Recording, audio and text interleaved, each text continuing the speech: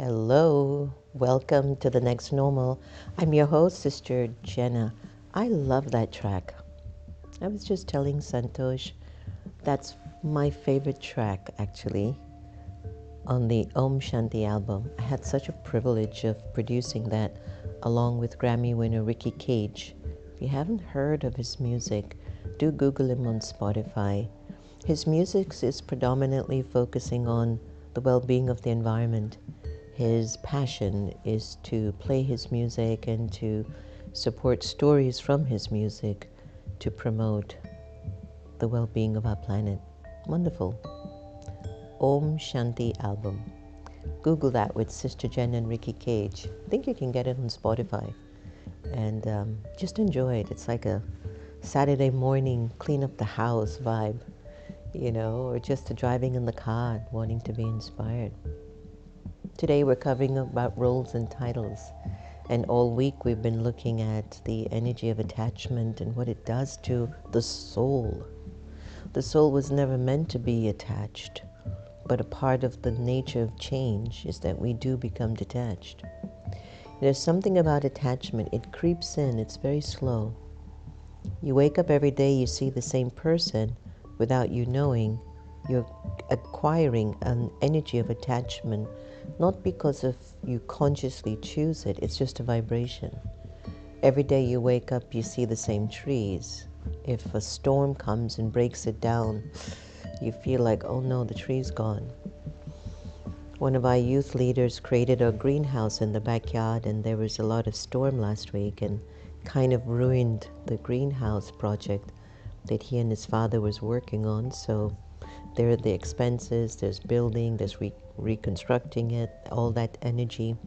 It hurts, like I put so much energy in the project and now the storm kind of ruined it, So how attachment comes into the soul.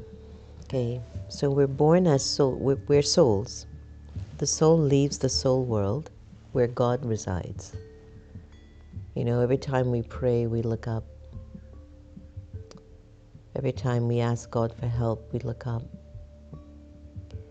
And so the soul comes from somewhere. Somewhere it comes from. The first origin, the first incarnation, the first birth of the soul. Where was the soul? It was with God. The soul, at one point, sat in the womb of God. Just visualize that for a bit. Like this space, this oval form, this like a womb or a seed. You're in it. You had no mind, no intellect, no conscious choice, no ego, no greed, no jealousy, no fear, no competition. Intellectually, you also didn't even compare love to attachment, ego to self-respect. You just are. On many spiritual paths, they talk about being very present. Have you ever spoken to somebody and they're just somewhere else? They're not with you, what you're saying, and you're not, you can feel it, so you're not also with them as you're saying. One is talking about blue, but you're talking about red, and they're like, I don't understand. Well, what do you mean? It makes it feel like you're not clear, but they're not present. Somewhere their consciousness, the consciousness has more of an experience of somewhere in the past. And let me tell you how powerful it is. When you feed your subconscious, which is where you feel the most, you feel from the subconscious accumulates feelings. So let's say if you've been feeling cars, you love to watch race cars. Let's say you've been feeding food, you love to look at recipes, and you feel that joy of it. You come out of that vibration and you have to take care of your responsibilities and so on. But you're not present because that vibration has more power over you. Right? So maybe you don't play your role or your part effectively. But what's interesting is we all come from God, right? From God's womb, the beauty of that space. And we're completely clean, pure inside. The moment we enter a human body, something starts to emerge. A personality begins to emerge. And at the beginning of our journey, the personality was only of what we call at a human level, love, peace, purity, truth, and joy. But somewhere along the way on the journey of life, or the journey of many lifetimes, I invite you to contemplate having more than one life. The energy is changing. It's like if you buy a new car after 5 years, it changes. You buy a new house after 5 or 10 years, it starts to change. You buy a new pair of shoes, you wear it enough, it starts to change. It doesn't look as new as it did when you first purchased it. Same thing with the body and the soul. Once the soul enters the body, it brings with it all of the qualities that it once had from God. And as it continues to evolve and grow, based on different experiences, different feelings, it shifts. So by now we all know that the soul acquires algae: anger, lust, greed, attachment, and ego. And because the soul is feeling algae now more than it did when it was first incarnated, the soul's influence of its thinking pattern are from algae rather than the original nature of God's qualities. So now we find ourselves attached to our role and title. And I'll tell you a story. So, I've been exposed to the Brahma Kumaris since I was a teenager. Bless my parents. Based on the lifestyle, I was like, I can never do that. Get up at 4 o'clock in the morning? What? Eat vegetarian for the rest of my life? What? Not hang out, not have a drink? What? No way. My mother, Sister Gita, she used to say, Chen, can you just promise me, just stay pure? I'm like, yeah, okay, we'll see about that. So I would just not even think, but I would love the sisters. I loved the sisters. And however I could help the center financially, I could, and I did. And however I could help the center with my contacts, I've always been blessed with knowing some of the most incredible people. So I used to bring the people to the center to meet the sisters for meditation.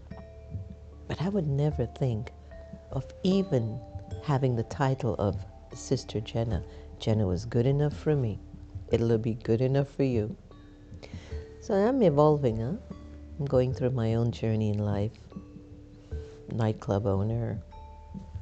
In those days, I used to be attractive. My body was perfect looking. Cars were amazing. Mercedes, Jaguar, BMW in my driveway. Had the look, everyone. Man, I was so attached to that image. Attached to the titles. The role that I was playing. And I made my decisions not from always the character or the virtue of my spirit, but from, hey, don't you forget who's the boss here. So interesting, huh? It's very fascinating. And so one day I was really realizing, this is now, fast forward, I'm a Brahma Kumari, and I had just come to Washington. It might have been about maybe 3.5, 4 years. I'm in D.C. And I'm just thinking about my journey, and they call this thing like spiritual hustle. I'm in my 20s, a spiritual hustle. Come on, let's go. We've got to make it happen. And I'm sitting in meditation and I'm talking to Baba, God's light. I'm saying, Baba, I didn't come here for that. What if I'm not a Brahma Kumari? Who would I be? Wow. That moment changed my life forever. Because I had become so attached to my role and title as a Brahma Kumaris, Sister Jenna, director of the Brahma Kumaris Center in the most powerful place in the world. I made my decisions from that. You can't do this. You have to do this. Why are you doing this? And the moment I sat in meditation and I said to Baba, Baba, I'm not any of this. I'm the soul. I'm your child. What if I stopped thinking I'm a Brahma Kumari? There was such a shock and awe that entered my system. And then I felt like I was pulling away from an image. And there was a sense of freedom about it. My responsibilities didn't change. I still showed up. I was helping everyone, from individuals who were on the brink of committing suicide, to individuals who were on the brink of losing their money, to folks who were depressed, to people who were having struggles with their marriages, studies, school, college, examinations, or for people who just felt empty or void or was curious. I showed up. How can I help you? I just stopped considering myself a Brahma Kumaris, and I just wanted to be God's instrument. There was such a freedom in it. And when I became, I wouldn't say attached to the role, because even if you're attached to being God's instrument, it means virtues, values. It's not Christian, it's not religious, it's not Jewish, it's not Hindu, it's not a Brahma Kumari. It's just I'm God's instrument. I'm God's instrument. How can I help you? My whole life, I've been God's instrument longer than I've been alive. Does that work out the math? I've been carrying this energy in me for a while. Despite whatever it is, whether you were running a nightclub, you were still helping people. Whether you end up moving in an ashram, you're still helping people. And when you are attached to your title and role, something I've noticed, many times you make your decision from your title and your role, and it becomes kind of selfish. Somehow you stop serving the whole, but you begin to serve the role or the title, and you stop creating good feelings between you and others, because you're so driven by the ego of the attachment to your title and a role. There was once a woman who came. The center was on Georgia Avenue. It was the first center. I don't know how she found this. She was a doctor. She looked quite disheveled, but of course all of our classes were free, and many strangers just came in to the center. We don't know who anybody is. People would just come in. And I asked her what's wrong. Her name is Manju. Yeah, Dr. Manju. And she told me there was a malpractice lawsuit, and she's been fighting it for 10 or 12 years. And I said, well, that's a long time. Don't you want to? No, I'm a doctor. I says, I know you are. They did this wrong. It wasn't right what they did. I says, I'm sure, but what's going on? It's been 12 years. You're fighting. That takes a toll on you. They says, yes, I've just lost everything. I've lost my family. I've lost my home. I've lost money. I said, don't you think it's time to stop the fight? No, I'm a doctor. I have to get back my license. I said, okay. Must have been about maybe 3 months. I mean, she used to come and go at the center, and I would help her, and she would feel better. Sometimes she'd say she's hungry, and I said, oh, please, I'll give her some food. But I remembered she always looked a little disheveled, never neat, kind of dirty. But it's okay. All right, maybe it's just where she's working. About 3 months later, I'm driving down K Street in Washington, D.C. And guess who I saw? Dr. Manju, pushing a shopping cart with whatever belongings she had left. She was homeless. Don't ask me how I found her. And when I saw her, I said, look at that. She's so attached to her title as a doctor and her role that it has completely made her lose all sense of her common sense to just move on and get a job. Obviously, she's educated, so maybe she might not practice being a doctor anymore, but she could do something in the health field. But no, she is so attached to the title. All she wanted was her title back and to be a doctor again. So I tell you this story, which is true. When you're attached to your role and your titles, you limit your capacity. The attachment to your role and title does not generate your virtuosity. It can maybe challenge it. You don't stand tall on a spiritual principle that becomes beneficial for the whole. Attachment to your title reduces your spiritual growth, I tell you. You limit the way you see yourself and the way you see other people, because your attachment and the ego identity of the title and the role is so strong in your spirit, you don't even remember you're God's child anymore. I'm a doctor, I'm a lawyer, I'm an engineer, I'm a mother, I'm a man, I'm a woman, I run this house, I'm a teacher. I'm nothing. People give themselves these titles all the time. Something comes and breaks it. And what do? Who are you? You're not your title. You're not your role. You're the spirit within, spiritual energy, God's child, God's creation. And you're powerful. You're powerful. And so I invite you to give that some thought today. What would you be without your title and your role? If it changes, you're married and you're in this marriage and all of a sudden your spouse says, I don't want to be married to you anymore. And you took the pride of being someone's wife or someone's husband. And the destiny changes it for you. You're not that anymore. How do you feel? You still want to be someone's wife, someone's husband?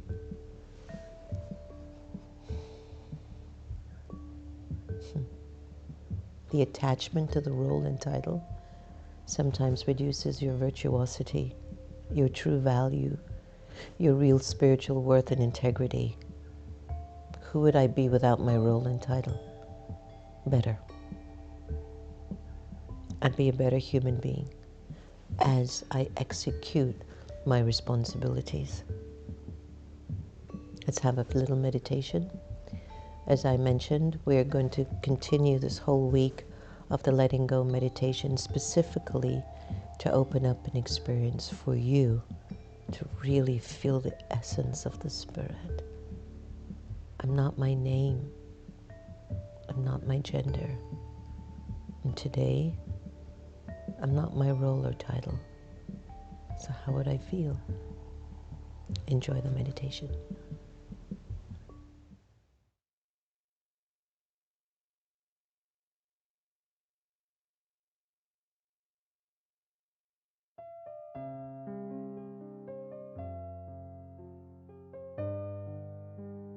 Om Shanti. The time that we choose to be aware doesn't necessarily require me to just sit and meditate. But even while I walk and move around, I can be in a meditative awareness, which is awareness of the soul, the original, eternal, imperishable being of light. For a little while, I'd like to invite you to be present, to be here, and to be now. Allow your mind to settle in the moment. to relax. This meditation is about awareness. It's about becoming aware of your original and eternal self. It's about connecting to your truth.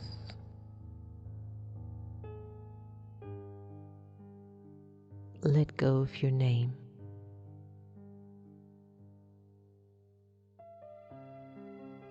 And observe yourself feeling nameless.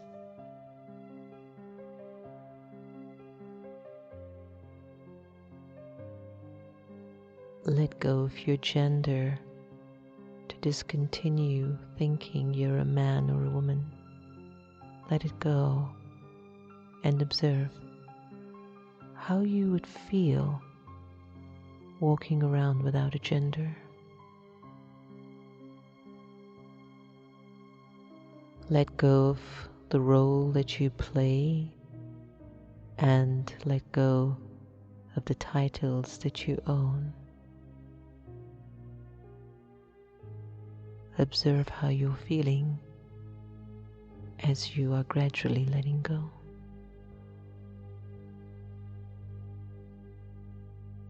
Let go of your religion and put it aside just for now.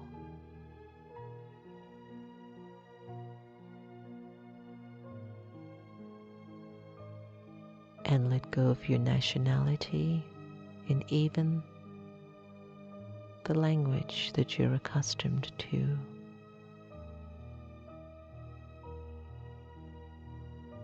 Imagine you have no name, gender, role, title, religion, nationality, or even a language.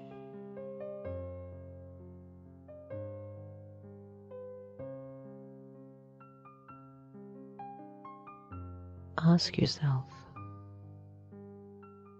how do you feel at this moment?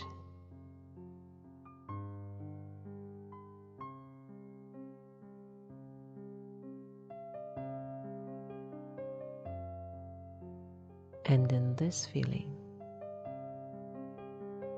who would think of you and who would you think of?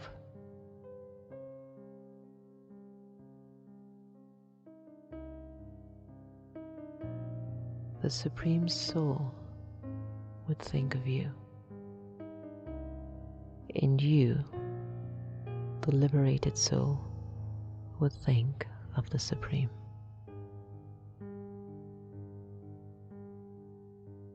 In this state of absolute freedom, I am truly who I am.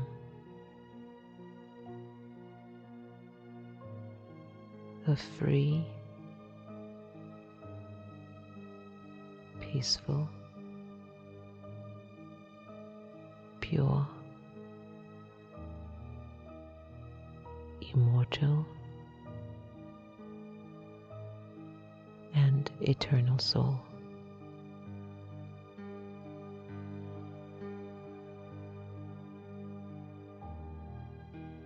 Allow yourself to just be absorbed in this awareness.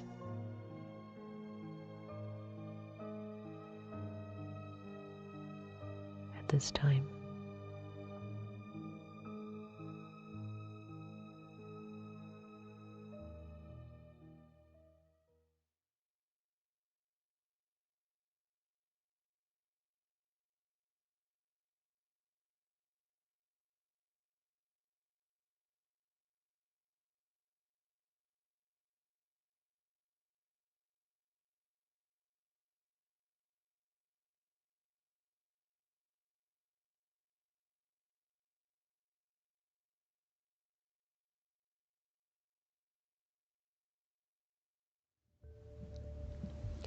I'm hoping that as we go through the week, you're feeling something subtly different inside of you as you're becoming more loving because of your detachment.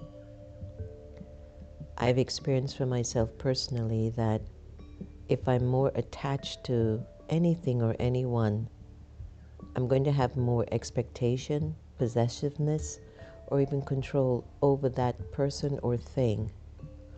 Even though it's not the person or thing, it's my attachment that's the issue. It's not them. If you break up in a relationship, you had a partner, and you happen to break up and leave, you both start to blame each other. It's not to blame each other, it's your attachment that's the issue. Your attachment broke you guys apart, not your love. You loved each other. But because the attachment began escalating, you weren't aware of it. You started to see the defects of the person. You started to think about the defects of the person. So it brought you apart. That's why you either got divorced or left that person. But of course, if they're emotionally or financially or physically abusive, that's different. That's a different level. But here, when you look at just being detached from title and roles, it'll give you so much freedom. Let's take a look at awakened intelligence and see what are the benefits to be detached from your role or title. It offers several profound benefits, allowing you to live with greater authenticity, inner peace, and purpose. I love that. Number one, it frees you from your ego.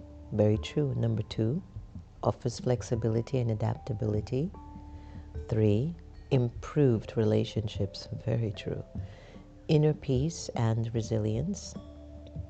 Enhanced focus on purpose. Enhanced focus on your purpose. Number 6, encourages growth and learning. 7, authenticity and self-awareness. Number 8, reduced stress and pressure. Detachment doesn't mean neglecting your responsibilities or devaluing your work. It means recognizing that your role is a part of your life, not the entirety of who you are. This perspective empowers you to serve effectively while staying grounded in your true self. Fantastic. I love it. And we're going to move towards the Sister Gita effect. And I just want you to think about this conversation we're having here.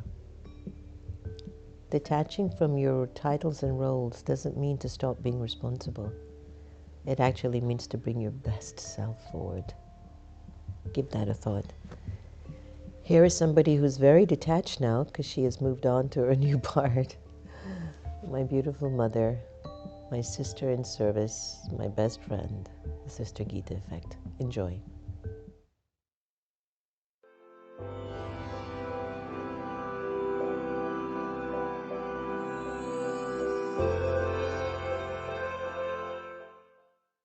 How can I be happy when life seems to be so unfair?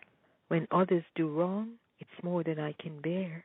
I know you may think what they did is a shame, and now you feel miserable as they are to blame, says the angel. But let me tell you a secret that is really true. The way that you feel is solely because of you. You had a thought they should act a certain way, but they did something different, and you had no say. So who is to blame for your taking sorrow? And who is at fault when you seek revenge tomorrow? Is it the other who didn't do as you please? Or is it you whose thoughts were diseased? The other's capacity you failed to consider, and this was the problem. This made you bitter. So when you feel you're starting to sink, stop and ask yourself, what did I just think? What did I expect that the other failed to do? But don't examine the other. Please, just look at you. In one way or another, your thoughts were faulty. This was the problem. This made your tears salty. Please, wisen up. Have a great day.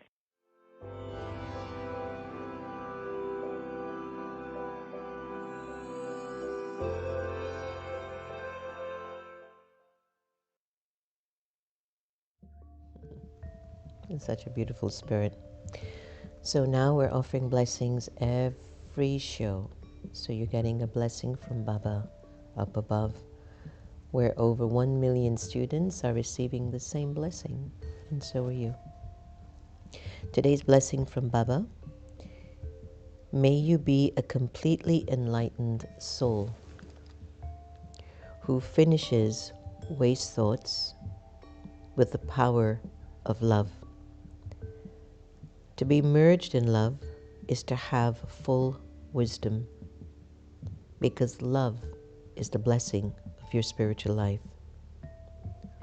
In this time, the confluence age, God, the ocean of love, has brought platefuls of diamonds and pearls for you. Now, you can become filled with so much love that whatever a situation might be, you will be able to transform that situation with your spiritual love.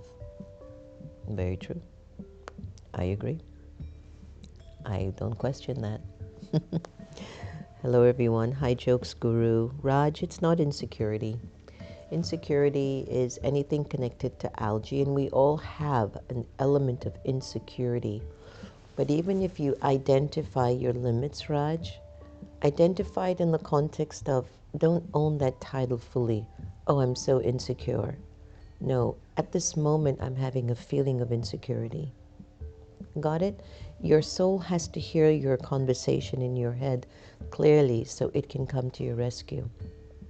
So when you've had a short moment, you let yourself know, today is not a good day for me.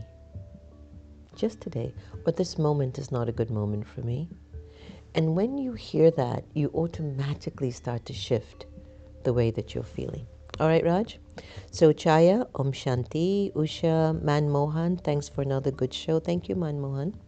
Certified locally, Anthony, nice to have you. Rashmi, Lilawati, Yukti, Dinesh, Raghu, Cindy Stuber, welcome. Thank you, beautiful soul. Sister Shobha, Suman Devi, nice to have you. Samantha McPherson, welcome to the show. Keep it alive, keep it going. Share it with your friends. You know, I was thinking this morning before I came in the studio, being here for you every morning is like sustaining. You'll find that it sustains you. You might not know that it is, but it really is. It's live. It's not like news, but it's really spiritually sustaining you every day. And so just my recommendation or advice, share this with a friend, give it as a gift for the holidays.